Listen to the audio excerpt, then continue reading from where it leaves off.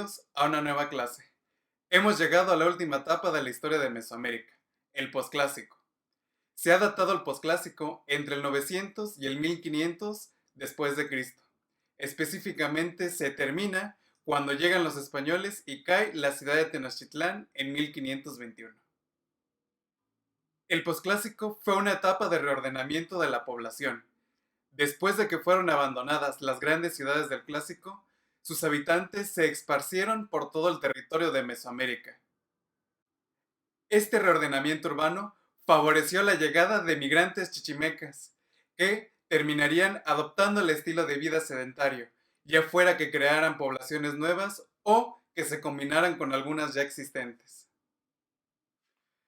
El posclásico fue un periodo muy bélico. Esto en parte era debido a que las ciudades peleaban constantemente entre sí. Buscaban crear y dominar rutas comerciales de la misma magnitud como lo había logrado la ciudad de Teotihuacán en el clásico. A esto debemos sumarles la cultura militarista que trajeron los chichimecas cuando migraron de Aridoamérica a Mesoamérica. En estos años se afianzó la importancia social del ejército y su presencia en la vida cotidiana y la de la cultura de los sacrificios. Las guerras se realizaban en nombre de los dioses y los prisioneros eran utilizados para hacer sacrificios, con los que se creía se mantenía el orden cósmico.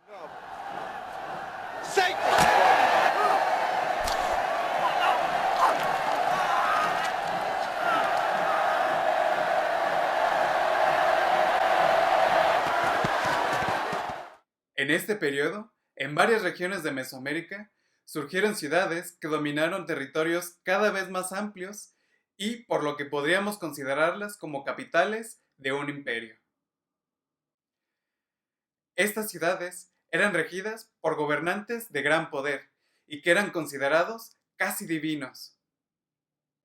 Otra característica de las culturas del posclásico era que solían crear alianzas de tres ciudades, una triple alianza.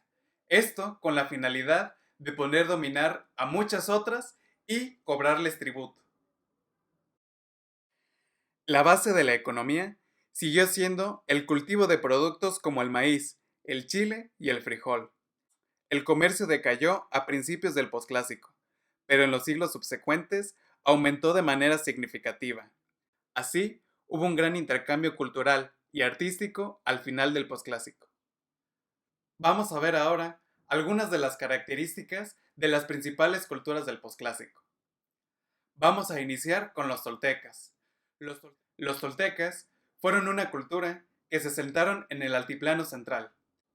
Tula, la ciudad principal, fue fundada por chichimecas seminómadas que permitieron la llegada de nonualcas. Los nonualcas eran descendientes de los teotihuacanos. A la combinación de estas dos culturas, los chichimecas y los nonualcas, es a los que conocemos como los toltecas. Tula no tardó en convertirse en la ciudad más importante del centro de México. Lograron crear un sistema de intercambio a larga distancia muy fructífero, que abarcaba desde el norte de Mesoamérica hasta partes de Centroamérica. Los principales productos que trabajaban eran la cerámica y la obsidiana. Tula tuvo una gran influencia política y militar en Mesoamérica, gracias a una serie de alianzas y conquistas. De hecho, es muy probable que Tula haya tenido algunas ciudades sujetas a su control. Por ello, puede ser considerada como la capital de un pequeño imperio. Las exitosas relaciones comerciales que tenían los toltecas con otras culturas permitieron que estas culturas adoptaran rasgos propios de los toltecas, como es el caso de Chichén Itzá. Durante los primeros años del posclásico, la ciudad maya de Chichén recibió varias migraciones de potunes, grupos de comerciantes provenientes de lo que hoy es Tabasco. La última migración de potunes a Chichén fue la de los itzáes, quienes habían adoptado el estilo de vida y creencia de los toltecas. Los itzáes no solo se asentaron en la ciudad, sino que al poco tiempo lograron gobernarla y por ellos la ciudad terminó siendo conocida como Chichén Itzá. Chichén Itzá puede que sea la ciudad más famosa del posclásico. Incluso puede que sea la ciudad maya más famosa en general. Mas no fue la única ciudad importante durante el posclásico. Otras ciudades importantes lo fueron Uxmal y Mayapán. Durante algún tiempo se creyó que Chichén Itzá, Uxmal y Mayapán gobernaron como una triple alianza la península de Yucatán hasta que Mayapán decidió atacar a las otras dos y gobernar tiránicamente. No obstante, nuevas investigaciones consideran que nunca existió tal alianza, puesto que Mayapán es posterior a Chichén Itzá y Uxmal. Ya habían sido abandonadas, tanto Uxmal como Chichén Itzá, cuando Mayapán alcanzó su máximo esplendor. Y de hecho, Mayapán estuvo muy influenciada por estas dos, sobre todo Chichén Itzá, tanto en las rutas comerciales que manejó, como en parte de su arquitectura. Mayapán fue la última gran ciudad maya. Su dominio abarcó entre el 1200 al 1450, hasta que también colapsó y quedó deshabitada. Regresando al centro de México, se estima que entre el 1150 y el 1200, la ciudad de Tula fue abandonada. Hay indicios de enfrentamientos armados e incendios en los últimos años de la ciudad. Varios toltecas se refugiaron en otras poblaciones del centro de México, como Coalhuacán y Cholula, ciudades donde transmitieron el linaje de Quetzalcóatl, y en las que al paso del tiempo lograron desplazar a las élites locales y gobernarlas. El linaje de Quetzalcóatl se refiere a los gobernantes que se decían descendientes del dios Quetzalcóatl, quien, según las leyendas, durante un tiempo gobernó Tula, llevándola a su máximo esplendor. Esto hasta que partió rumbo al exilio después de una borrachera que tuvo. Una noche de camas, una noche loca. Quetzalcóatl se embarcó en el mar rumbo al horizonte, no sin antes prometer que regresaría.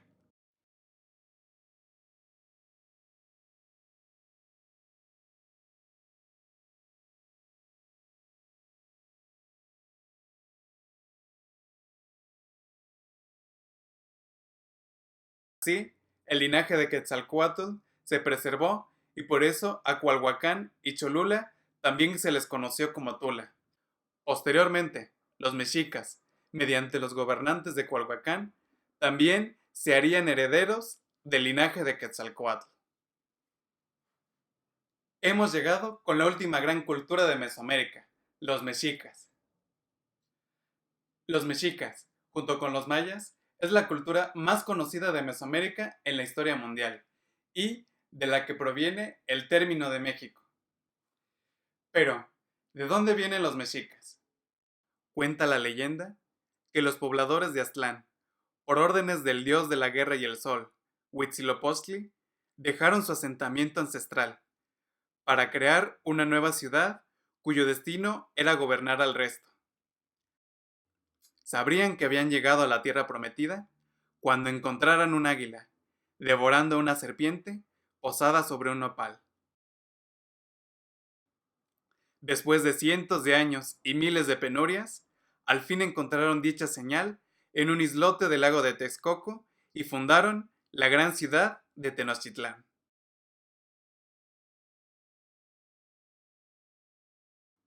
En este video pueden apreciar a la ciudad de Tenochtitlán en su máximo esplendor.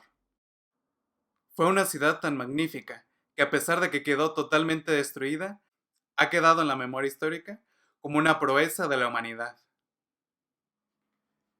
Dejando de lado la leyenda, se considera que para inicios del siglo XIII entró en Mesoamérica un grupo de chichimecas autodenominados mexicas. Para el siglo XIV, los mexicas se habían asentado en el bosque de Chapultepec, a orillas de la Cuenca de México. Les costó mucho establecerse y fueron víctimas de bullying por parte de las ciudades fuertes de la zona.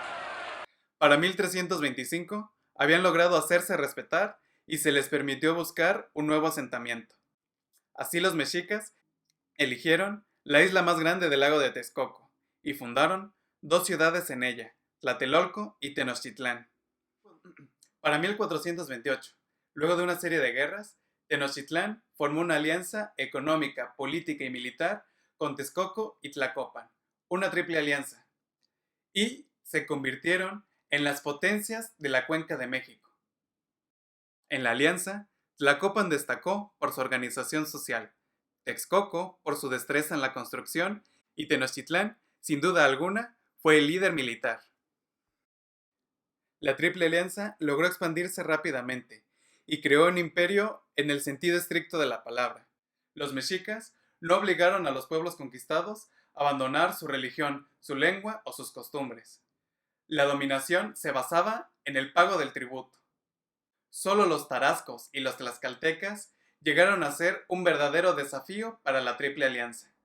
Con estos imperios entablaron constantes guerras y nunca ninguno pudo dominar al otro. La relación con los tlaxcaltecas fue especial, pues siempre fueron enemigos, pero llegó un momento en que solo guerreaban entre sí para obtener prisioneros y no para dominarse. A estas guerras planeadas se les conocen como las Guerras Floridas. Todo cambió con Moctezuma II, el antepenúltimo Huitlatuani de los mexicas. Este quiso conquistar a los tlaxcaltecas, pero no lo logró y solo provocó que los tlaxcaltecas fueran los principales aliados de los españoles contra los mexicas. Y así hemos llegado al final de nuestro recorrido por el mundo prehispánico. Mientras los mexicas expandían su imperio y se metían en problemas mayores con los tlaxcaltecas, del otro lado del océano se daban una serie de acontecimientos que cambiarían la historia de Europa y América tan siquiera para siempre. Si quieres saber qué es lo que sucedió, no te pierdas la clase de la conquista de México.